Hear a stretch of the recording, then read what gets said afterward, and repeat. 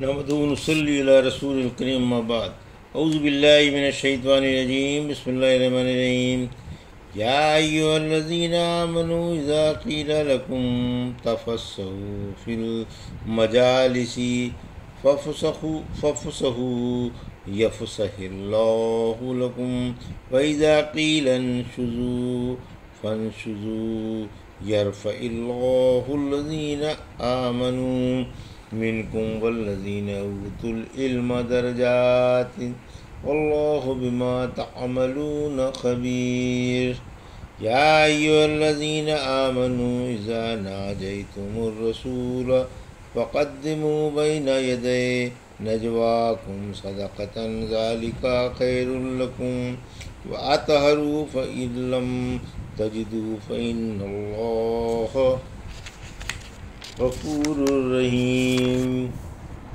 ااشفقتم ان تقدموا بین یدی نجواکم صدقات فإذ لم تفعلوا وتاب اللہ علیکم فأقیموا الصلاة وآتوا الزکاة وأطیعوا اللہ ورسولہ واللہ خبیر بما تعملون۔ ابھی آپ نے سورہ مجادلہ کی آیت 11 سے 13 کی تلاوت سماعت فرمائی۔ ان آیتوں کا ترجمہ اور تفسیر اس طرح ہے: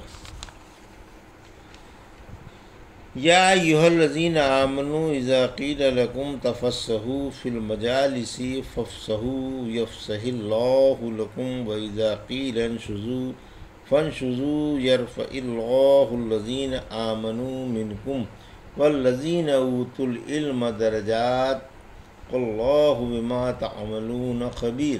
آیت 11 ترجمہ: اے ایمان والو، جب تم سے کہا جائے کہ مجلسوں میں ذرا پھیل جاؤ تو پھیل جایا کرو، اللہ تم کو وسعت عطا فرمائے گا، اور جب تم سے کہا جائے کہ اٹھ جاؤ تو اٹھ جایا کرو، اللہ تم میں سے ایمان والوں کے اور علم والوں کے درجے بلند فرمائے گا، اور اللہ تمہارے عملوں سے خوب خبردار ہے۔ یہ تھا ترجمہ سورہ مجادلہ کی آیت 11 کا تفسیر۔ آیت 11 آداب مجلس کا بیان۔ مجلسی آداب کا بیان ہے کہ مسلمان مجلسوں میں آپس میں ایک دوسرے کا خیال رکھیں۔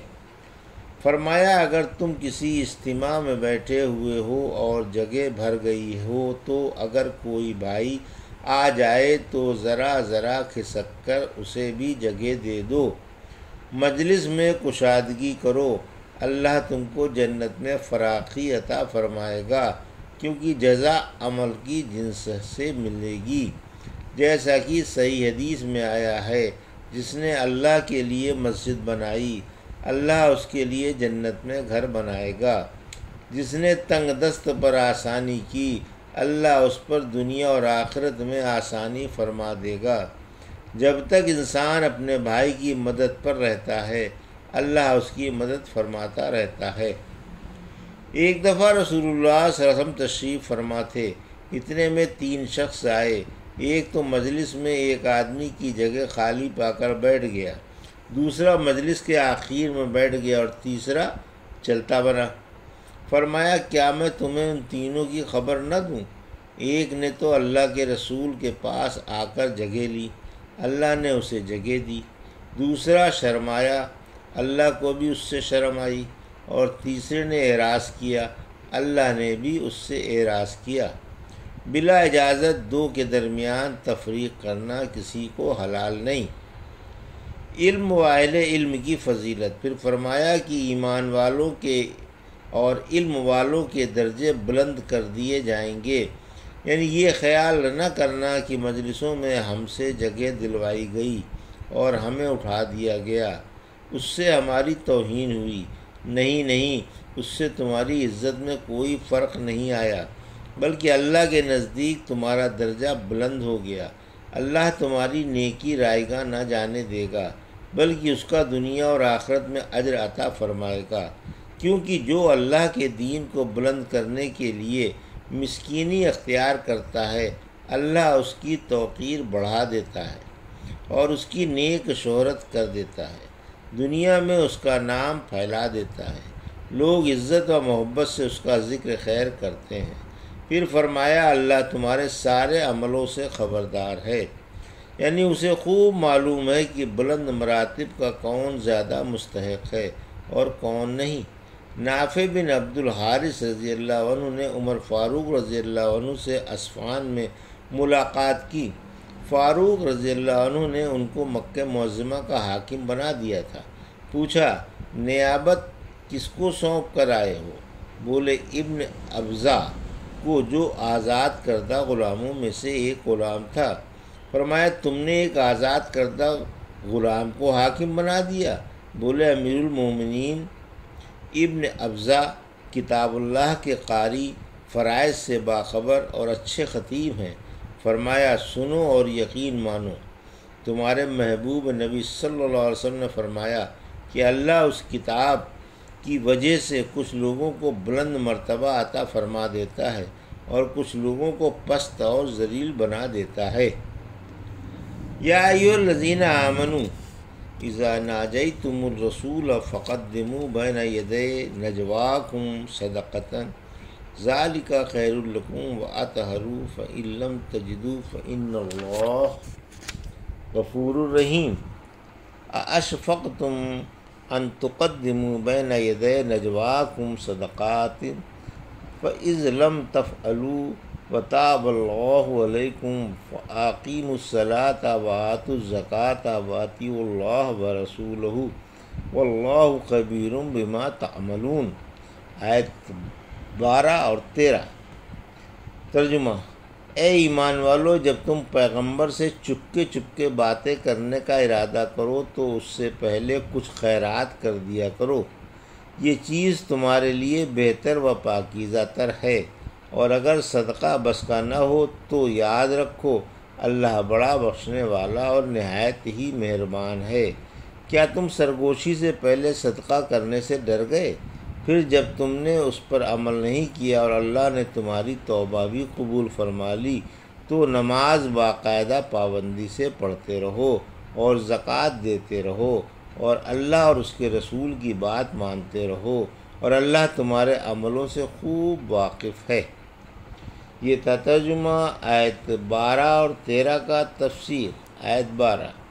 رحمت عالم صلی اللہ علیہ وسلم سے بات کرنے سے پہلے صدقے کا حکم۔ مسلمانوں کو حکم ہے کہ اپنے محبوب پیغمبر سے سرگوشی کرنے سے پہلے کچھ صدقہ نکال دیا کریں تاکہ پاک و صاف ہو کر پیغمبر سے مشورے کے قابل ہو سکیں۔ یہ صدقہ انہیں پاک بنا دے گا اور وہ اس سے اس بلند مقام پر پہنچ سکیں گے جو اپنی محتاجی کی وجہ سے صدقے کے قابل نہ ہو۔ اللہ نے اسے معاف فرما دیا ہے کیونکہ وہ بڑا ہی رحیم و شفیق ہے۔ یہ حکم اسی کو ہے جو صدقے کے قابل ہو اور اس پر قادر ہو۔ آیت 13۔ بات سے پہلے صدقہ نکالنے کے حکم کی تنسیخ۔ کیا تم صدقے سے ڈر گئے اور تمہیں یہ اندیشہ ہوا کہ یہ حکم دوامی ہے؟ خیر، اگر تم سے اس حکم پر عمل نہ ہو سکا تو اللہ نے بھی تمہیں معاف فرما دیا اور اس کے وجوب کو منسوخ فرما دیا۔ باقی اور جو فرائض ہیں ان کا تو خاص طور سے خیال رکھو۔ نماز پابندی سے باقاعدہ پڑھتے رہو، مال کی زکوٰۃ باقاعدہ حساب کر کے نکالتے رہو، اور اللہ کے اور اس کے رسول صلی اللہ علیہ وسلم کے فرامین خوشی خوشی بجا لاؤ۔ کہتے ہیں کہ پیارے رسول سے سرگوشی سے پہلے صدقہ نکالنے کا شرف صرف علی رضی اللہ عنہ نے ہی حاصل کیا، پھر یہ حکم منسوخ ہو گیا۔ علی رضی اللہ تعالیٰ فرماتے ہیں قرآن میں ایک آیت ہے جس پر نہ مجھ سے پہلے کسی نے عمل کیا اور نہ میرے بعد کوئی عمل کرے گا۔ میرے پاس 1 دینار تھا، میں نے اسے بھنا کر 10 درہم لے لیے اور 1 درہم کسی محتاج کو دے کر آپ سے چپکے باتیں کی۔ میں جب مشورہ کرتا پہلے 1 درہم خیرات کر دیتا۔ آخر یہ آیت منسوخ ہو گئی اور اس پر مجھ سے پہلے نہ کسی نے عمل کیا اور نہ میرے بعد کوئی عمل کرے گا۔ پھر آپ نے اس آیت کی تلاوت کی۔ یہ تھا سورہ مجادلہ کی آیت 11 سے 13 کا ترجمہ اور تفسیر جو بھی آپ نے سماعت فرمائی۔ بارک اللہ لی و لکم فی القرآن و نفعنی ایاکم بآیات الذکر الحکیم۔